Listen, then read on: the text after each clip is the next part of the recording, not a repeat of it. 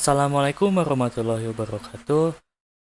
Perkenalkan, saya Yuki Ananda Putra dengan NPM 112200001 yang akan menjelaskan sistem pakar penilaian kelayakan kredit nasabah dengan implementasi cepat dan objektif menggunakan SWI Prolog. Sebelum kita melanjutkan ke materi, izinkan saya memperkenalkan rekan-rekan kelompok saya terlebih dahulu, yakni Muhammad Firdansani, Rahmanda Arya Wiguna, dan Maulana Yusuf Muharam. Adapun sistem pakar penilaian kelayakan kredit nasabah kami dibuat berdasarkan permasalahan dan tujuan proyeknya. Karena tidak mungkin jika ada proyek ataupun aplikasi tanpa adanya permasalahan dan tujuan. Yang pertama di permasalahan yakni yang pertama, proses penilaian kredit manual seringkali lambat, tidak konsisten, dan subjektif. Karena jika dilakukan dengan manual, kita harus membaca beberapa dokumen, dan juga kadang-kadang dokumennya itu bisa dipalsukan dan subjektif. Biasanya kita melihat orangnya secara langsung gitu. Yang kedua, yakni kebutuhan akan alat screening awal yang cepat dan objektif. Tentu saja kita membutuhkan proyek ataupun aplikasi ini untuk menjadi alat screening awal yang cepat dan objektif, karena dengan kehigienisan waktu dan juga screening yang objektif, kita dapat menyelesaikan permasalahan ini dengan lebih cepat dan lebih baik. Yang kedua yakni tujuan proyek. Adapun tujuan proyek dari aplikasi ini, yang pertama adalah membangun sistem pakar yang meniru logika analis kredit untuk memberikan rekomendasi awal. Jadi aplikasi ini adalah aplikasi yang akan menghasilkan rekomendasi awal, bukan keputusan final. Lalu, ada pun menggunakan 4 faktor kunci, yakni pendapatan, riwayat kredit, tanggungan, dan aset. 4 faktor kunci inilah yang menjadi peran utama untuk menentukan seseorang nasabah pantas atau layak diberikan kredit atau tidak. Karena pendapatan, riwayat kredit, tanggungan, dan aset ini menjadi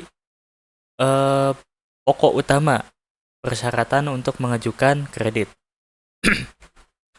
Berikutnya adalah konsep dasar dan arsitektur sistem pakar. Yang pertama ada basis pengetahuan yang dilandasi aturan if then atau jika maka dari pakar. Kemudian mesin inferensi atau otak sistem. Jika di prolog ini adalah backward chaining. Kemudian ada basis fakta, di mana kita akan menyimpan data input nasabah untuk screening ke depannya. Kemudian antar muka pengguna, yang dilakukan lewat interaksi di konsol yang telah disediakan di aplikasi SWI Prolog. Sistem ini memisahkan pengetahuan aturan dari logika pemrosesan, membuatnya mudah untuk diperbarui. Jika misalkannya ada penambahan persyaratan selain yang keempat tadi, ataupun syarat minimum dan juga lainnya. Basis pengetahuan, logika di balik keputusan. Ini adalah inti dari kecerdasan sistem kami. Aturan-aturan ini langsung kami terjemahkan ke dalam kode prolog yang nantinya akan dijelaskan oleh teman saya. Tapi saya tidak langsung ke sana dulu, saya akan menjelaskan dulu mengenai tabel yang ada di bawah ini. Untuk yang pertama, jika kondisinya pendapatan tinggi dan riwayat kreditnya baik, maka keputusannya itu layak. Jika pendapatan tinggi dan riwayat kredit baik, maka layak untuk mendapatkan kredit dengan kategori ideal karena tidak ada nilai minus satupun di sini. Untuk yang kedua, jika pendapatan cukup dan riwayat kredit baik dan tanggungan sedikit, maka layak. Tetapi perlu kasih tanda sedikit ya, bahwasanya pendapatan cukup itu berarti pendapatannya pas-pasan. Makanya dia masuk ke kategori baik, bukan ideal. Yang ketiga, jika riwayat kredit buruk, maka tidak layak. Nah, walaupun pendapatan tinggi, tanggungan sedikit bahkan tidak ada, tetapi jika memiliki riwayat kredit buruk, maka tidak layak untuk mendapatkan kredit. dengan masuk ke kategori penolakan mutlak karena dia mungkin telah melakukan gagal bayar ataupun tidak membayar sama sekali untuk cicilannya. Yang keempat, jika pendapatan rendah dan tanggungan banyak. Tentu saja ini langsung diberikan keputusan tidak layak karena sangat minus sekali ya dengan pendapatan rendah dan tanggungan banyak. Bagaimana caranya si nasabah kita ini membayar cicilan kredit jika pendapatannya itu pas-pasan dengan tanggungan yang sangat banyak. Makanya untuk yang keempat ini termasuk kategori risiko sangat tinggi. Untuk yang selanjutnya akan dilanjutkan oleh teman saya. Baik, Assalamualaikum warahmatullahi wabarakatuh. Sebelumnya terima kasih kepada rekan saya Yuki. Saya di sini akan menjelaskan alur kerja dan cuplikan kode dari aplikasi yang kami buat ini. Dimulai dari start, kemudian setelah itu menginput data nasabah. Setelah data nasabah diinput, maka aplikasi akan melakukan analisis berupa sesuai dengan aturan yang telah ditetapkan. Setelah itu, aplikasi akan menghasilkan output berupa hasil dan alasan dari hasil input data nasabah yang telah diolah oleh sistem aplikasi ini. Kemudian setelah output hasil dan alasannya keluar, maka aplikasi ini dapat diulang kembali terus-menerus. Dan untuk contoh cuplikan kode prolog yang digunakan pada aplikasi yang kami buat ini adalah aturan untuk nasabah ideal yang berupa layak dapat dikategorikan dapat langsung mendapatkan layak jika kategori pendapatannya tinggi dan data riwayat kreditnya itu baik. Kemudian ada lagi aturan penolakan mutlak yang mendapatkan hasil yang tidak layak, yang menunjukkan ini data riwayat kreditnya ini sangat buruk dikarenakan karena terjadinya penunggakan pembayaran misalnya. Baik, langsung saja kita ke demo skenario nasabah yang layak. Bisa diinputkan seperti ini. Untuk pendapatannya tinggi yaitu 15 juta dan riwayat kreditnya baik yang menunjukkan bahwa nasabah ini selalu membayar tunggakan kredit ini. Dan hasil analisis untuk hasil input nasabah ini, nasabah dinilaikan layak mendapatkan pinjaman. Alasannya karena pendapatannya tinggi dan riwayat kreditnya yang sangat baik. Kemudian demo skenario nasabah yang tidak layak. Untuk input yang digunakannya adalah pendapatannya rendah yaitu 4 juta dan tunggangannya 5. Ini dikategorikan banyak dan untuk asetnya ini tidak mempunyai aset sama sekali. Bisa dilihat hasil analisisnya, nasabah dinyatakan tidak layak mendapatkan pinjaman. Untuk alasannya, karena tidak layak ini, resiko tunggakannya terlalu tinggi karena berpendapatan rendah dan juga jumlah tanggungannya yang banyak. Kemudian juga karena tidak memiliki aset untuk misalnya sebagai pengganti untuk pembayaran tunggakan. Berikut ada kesimpulan dan pengembangan lanjutan. Satu, prototipe sistem pakar berhasil membangun prototipe sistem pakar untuk penilaian kelayakan kredit untuk nasabah menggunakan SWI Prolog.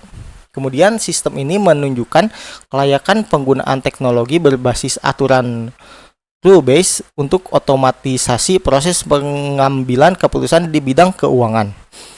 Proyek ini dapat menjadi pondasi yang kuat untuk dikembangkan menjadi aplikasi komersial yang canggih dan akurat, menggantikan proses-proses input manual.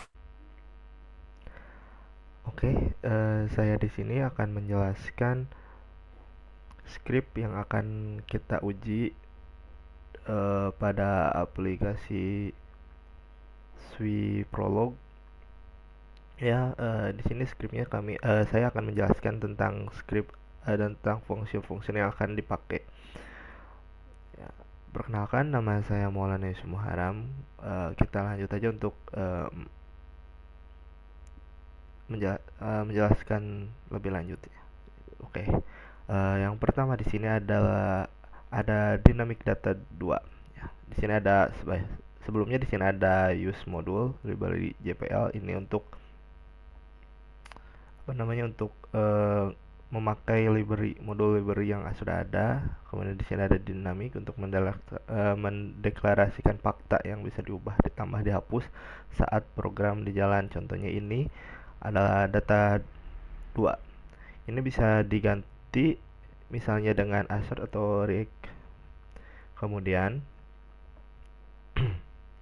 selanjutnya ini ada predikat start, adalah titik awal bagi program. Start ini adalah titik masuk utama program untuk berjalan. Kemudian di sini ada bersihkan data. Bersihkan underscore data ini untuk menghapus semua data dari sesi sebelumnya. Kemudian ada white, di mana ini untuk menampilkan teks pada sistem ini. Seperti contohnya ini untuk menampilkan data selamat datang dengan isinya yaitu sistem pakar penilaian kelayakan kredit nasabah. Ya, oke. Kemudian di sini ada function tanya, di mana ketika function tanya ini ada beberapa seperti pendapat, riwayat kredit, jumlah tanggungan, aset, dan lain-lain misalnya. Yang kami pakai hanya segini. Di mana ini tanya ini berfungsi untuk mengumpulkan data pengguna, baik itu dari pendapatan, riwayat kredit, jumlah tanggungan, dan aset. Kemudian di sini ada analisis kelayakan. Fungsi ini untuk menganalisis dan menentukan kelayakan pinjaman. Kemudian selanjutnya di bagian ini pembagian pengumpulan data atau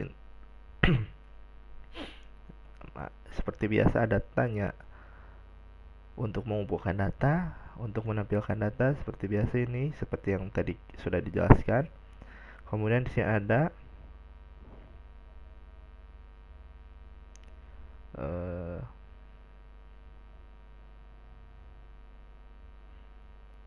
sebelum ke sini kita ke sini dulu, di mana di sini ada react all data. Fungsi ini untuk menghapus semua fakta yang ada yang sebelumnya ditambahkan agar analisis tidak bercampur antar sesi ya. Kemudian di sini seperti yang tadi, di sini ada tanya pendapatan, yaitu untuk menanyakan atau mengumpulkan data yang akan diolah. Kemudian di sini ada read line to string, yaitu untuk membaca inputan user sebagai string. Kemudian di sini ada atom number, itu fungsinya untuk mengubah string menjadi angka. Ya, kemudian di sini ada assert data. Nah, fungsi ini untuk menyimpan jawaban ke dalam barisan fakta. Kemudian kita ke riwayat kredit, sama halnya, tetapi di sini ada number. Number ini adalah fungsinya untuk validasi jawaban itu harus salah satu dari 3 opsi. Jadi member ini itu untuk memvalidasi jawaban, di mana jawabannya itu ada 3 opsi, yaitu baik, cukup, dan buruk. Seperti itu. Kemudian tanggungan sama, ini untuk mendapatkan data. Kemudian ini untuk menampilkan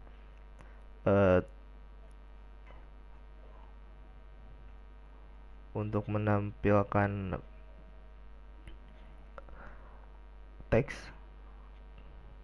Kemudian ini untuk membaca inputan itu adalah string. Ini untuk mengubah string menjadi angka. Seperti itu. Kemudian assert data untuk menyimpan jawaban ke barisan fakta.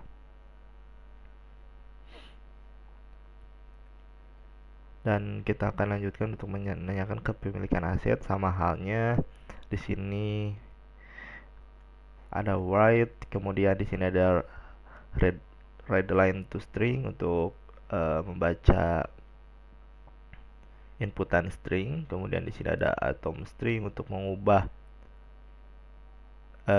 string menjadi angka. Kemudian ini ada member, di mana member itu untuk memvalidasi jawaban dengan opsi iya atau tidak, seperti itu. Kemudian di sini ada kategori data. Ya. Aturan ini atau fungsi ini mengubah data numerik menjadi kategori kualitatif. Ya. Mengubah data ini menjadi data kualitatif dari data numerik seperti tinggi, cukup, kemudian rendah, sedikit, banyak, memadai, kurang. Kemudian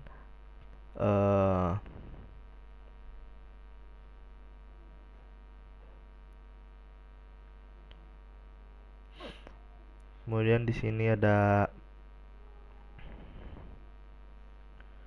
aturan penentuan kelayakan atau inference engine. Ini adalah inti dari sistem pakar Prolog yang akan mencoba membuktikan layak atau tidak layak. Ya, aturan pertama itu kandidat ideal pasti disetujui ya, dengan kategori pendapatan tinggi, kemudian data riwayat kredit baik. Kemudian aturan kedua ada kandidat yang baik, kemungkinan besar disetujui. Kategorinya itu kategori pendapatan cukup, data riwayat kredit baik, kategori tanggungan sedikit. Kemudian aturan 3 yaitu pendapatan tinggi, bisa menutupi riwayat kredit yang cukup. Kita kasih kecuali ini cukup. Dengan data kelayakannya itu kategori pendapatan tinggi, data riwayat kreditnya itu cukup, kemudian kategori asetnya itu memadai. Kemudian yang 4, pendapatan cukup, kredit baik, dan aset memadai. Dengan kategori cukup, kategori pendapatan cukup, data riwayat kreditnya itu baik, kemudian kategori asetnya itu memadai. Aturan untuk tidak layak. Nah, di sini ada aturan untuk tidak layak itu pada aturan kelima, yaitu riwayat kredit yang buruk adalah penolakan otomatis. Jadi ketika riwayat kreditnya buruk, sistem akan melakukan penolakan secara otomatis. Ya, dari data kita ambil dari data riwayat kredit dengan isinya itu buruk. Kemudian aturan 6, pendapatan rendah dan banyak tanggungan, resikonya terlalu tinggi. Dengan data tidak layaknya itu, kategori pendapatan itu rendah, tanggungannya juga banyak. Aturan ke-7, pendapatan rendah dan tidak memiliki aset, atau tidak punya aset. Dengan kategori pendapatan rendah dan kategori asetnya itu kurang. Nah, di sini ada bagian penjelasan atau explanation, yaitu untuk memberikan alasan berdasarkan aturan mana yang terpenuhi. Yaitu pertama ada alasan layak. Kenapa disebut layak? Karena pendapatannya itu tinggi dan riwayat kredit yang sangat baik. Ya, dengan kategori yang ada dalam aturannya itu yaitu dengan kategori pendapatan tinggi, terus data riwayat kreditnya itu baik. Kemudian ada alasan layak juga, di mana pendapatan cukup, riwayat kredit baik, dan jumlah tanggungan itu sedikit. Dengan kategorinya itu kategori pendapatan cukup, data riwayat kredit baik, kategori tanggungan itu sedikit. Kemudian di sini sama halnya seperti yang tadi, ada beberapa alasan untuk yang layak seperti yang tadi sudah dijelaskan. Kemudian di sini ada alasan yang tidak layak, di mana riwayat kreditnya yang buruk merupakan faktor penentu penolakan. Dengan kategori pendapatan cukup dan data riwayat kredit baik,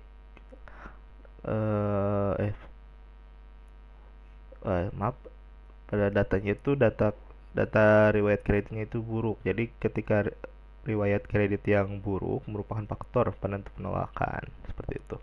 Kemudian di sini seperti ada tidak layak, yaitu dengan pendapatan rendah dan tidak adanya aset sebagai jaminan, di mana si kategori pendapatan itu sangat rendah pada datanya yang telah diinputkan.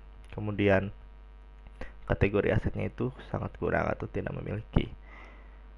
Kemudian di sini adalah bagian analisis dan kesimpulan, di mana pada analisis kelayakan, layak atau tidak layak, tanda seru adalah cut agar tidak mencari solusi lain. Jika layak dan sudah terbukti alasannya, kita bisa di sini menggunakan fungsi write untuk menampilkan kata bahwa alasannya itu, hasil analisisnya itu, nasabah ini dinyatakan layak mendapatkan pinjaman dengan alasan seperti yang tadi, seperti ini, mendapatkan pendapatan tinggi dan riwayat yang sangat baik, seperti itu. Nah, ini jika tidak layak, ya, kita akan berikan alasannya apa tadi, seperti yang sudah ada di sini. Jika tidak layak, seperti ini. Nah, mungkin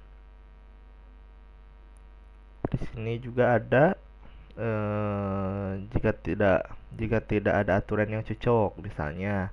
Jadi ketika nanti ada aturan yang tidak cocok pada ini, aturan ini, nah, penentuan kelayakannya ini, ya,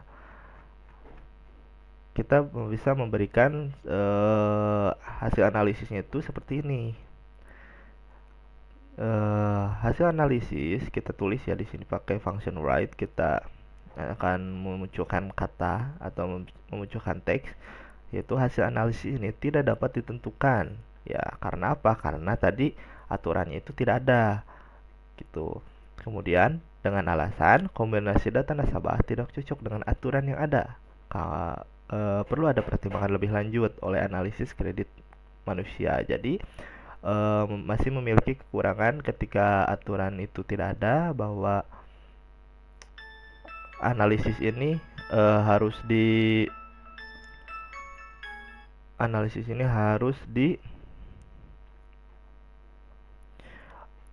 analisis kembali oleh manusia sebagai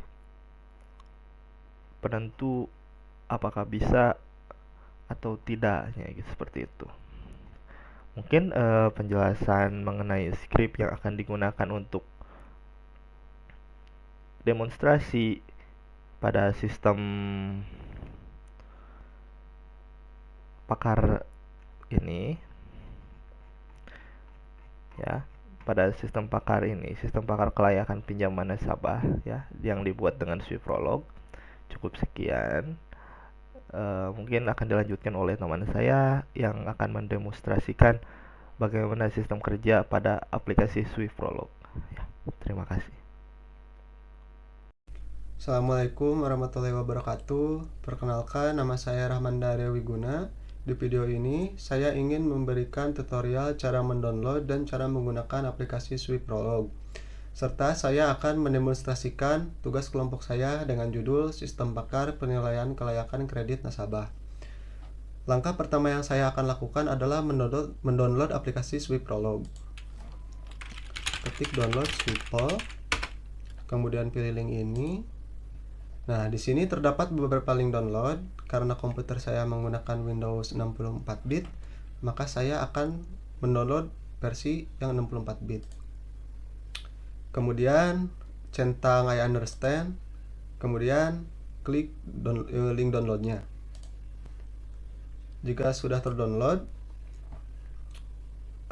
maka selanjutnya adalah menginstal aplikasinya.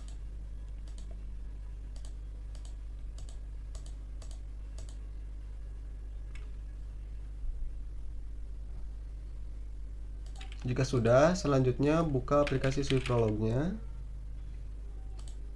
Maka tampilan awal SwiftProlog seperti ini. Selanjutnya, langkah yang saya akan lakukan adalah membuka file source kodenya. Pilih file, kemudian pilih konsul, kemudian pilih source code atau file source code yang akan kita buka. Jika sudah seperti ini, selanjutnya adalah ketik start, kemudian menggunakan titik, lalu enter. Maka file shortcode tersebut akan dijalankan. Selanjutnya, saya akan mendemonstrasikan tugas kelompok saya. Di keterangan, demonstrasinya memiliki dua skenario.